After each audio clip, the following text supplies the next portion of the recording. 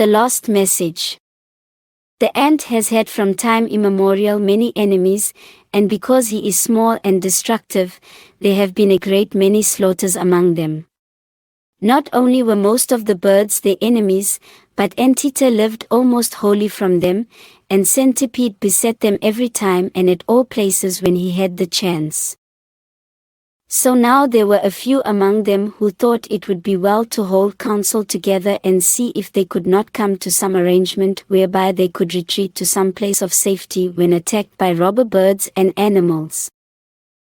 But at the gathering their opinions were most discordant, and they could come to no decision. There was red ant, rice ant, black ant, wagtail-ant, grey ant, shining ant, and many other varieties. The discussion was a true babble of diversity, which continued for a long time and came to nothing. A part desired that they should all go into a small hole in the ground, and live there. Another part wanted to have a large and strong dwelling built on the ground, where nobody could enter but an ant. Still another wanted to dwell in trees, so as to get rid of Anteater, forgetting entirely that there would be the prey of birds. Another part seemed inclined to have wings and fly. And, as has already been said, this deliberation amounted to nothing, and each party resolved to go to work in its own way, and on its own responsibility.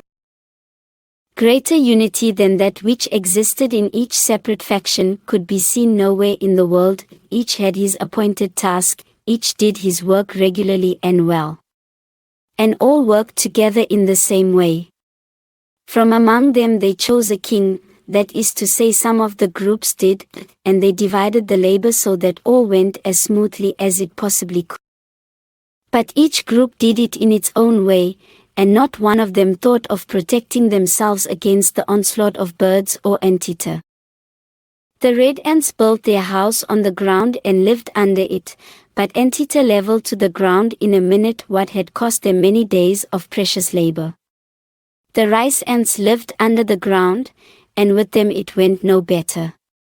For whenever they came out, Anteater visited them and took them out sack and pack. The wagtail-ants fled to the trees, but there on many occasions sat Centipede waiting for them, or the birds gobbled them up.